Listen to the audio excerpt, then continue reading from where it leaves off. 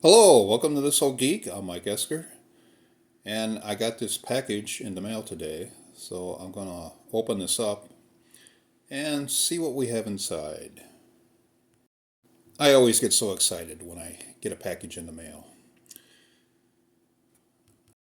was wrapped up very well in bubble wrap. And here we have a Daniel Day head, and all the parts are inside the head. I ordered this from eBay so I could repair it and make a body for it.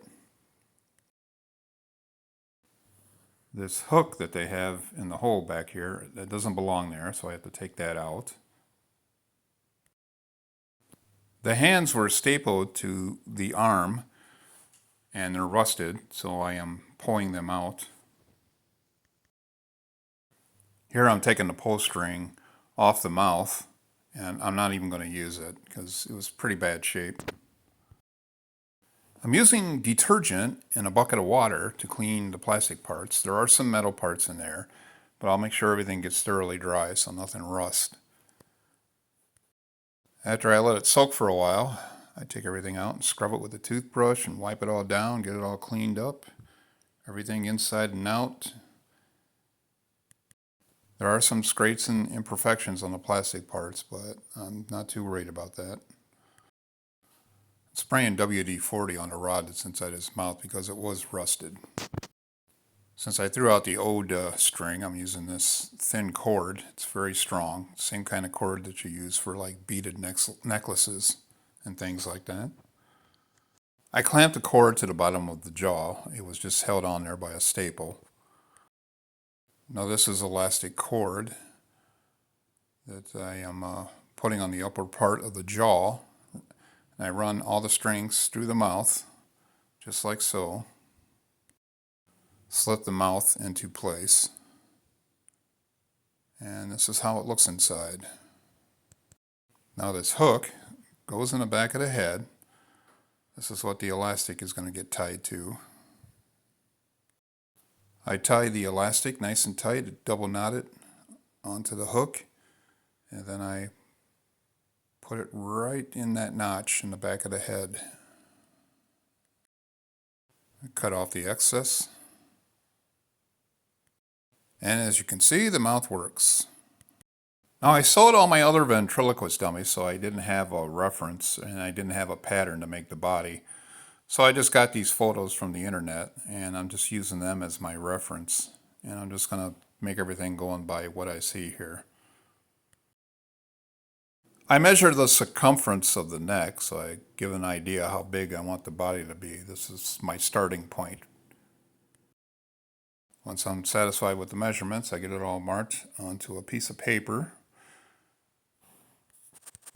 This is just a standard document paper that you use in a printer. And I draw out my pattern, get it to how I want it to look. Now to make sure everything's even, I just fold it down the middle, down the center, and just cut around on one side, make sure everything's nice and even. I traced the pattern onto another sheet of paper and I'm adding about a 1/4 inch all the way around for the seam. Now here I'm tracing it onto unbleached muslin. It's a nice, strong, inexpensive material, and I have this all doubled up, by the way, so I'm cutting 2 parts all at the same time. And I cut out these darts on each end that form the bottom or the butt.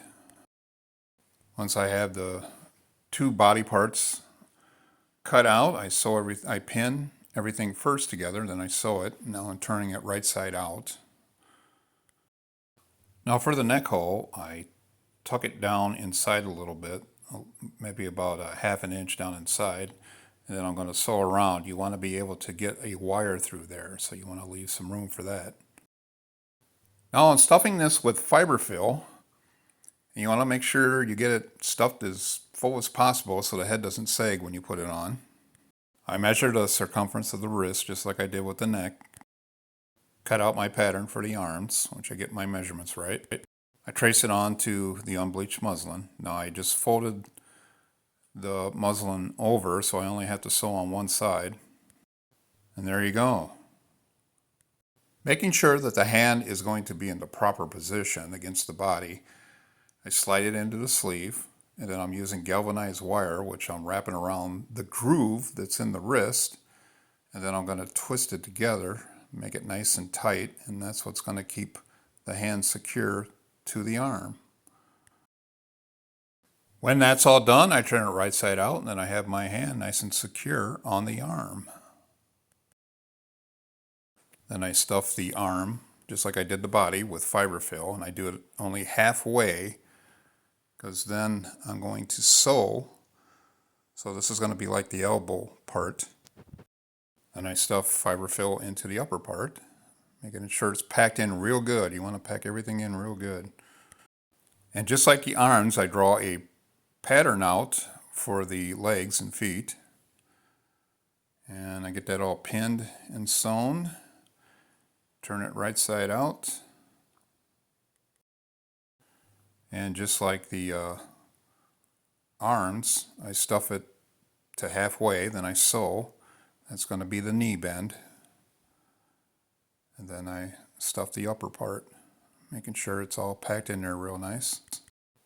Then the next part is sewing the limbs onto the body, the legs, the arms. I pin everything first to the body and then I sew it on. I cut this circle out to size. I'm going to put it inside the neck hole here to help keep the head stabilized. I'm just checking to see how the head fits inside there. It looks good. Using the galvanized steel wire again, I insert it into the channel that I made in the top of the neck there. I feed it all the way around until it comes out the other side. I put the head in there, making sure that it's fitting right inside the groove that's around his neck, and then I twist it nice and tight. So there you go. This is my first time doing this, so it's not 100% perfect. I should have had the neck hole a little more flush, I think, with the shoulders, so his head doesn't pull back so much when I pull the string. And as you can see, his head turns, which is just perfect. Now all I have to do is make some clothes for him. And that's it. So if you like this video, give it a thumbs up and subscribe to my channel, and have a great day, and I'll see you again.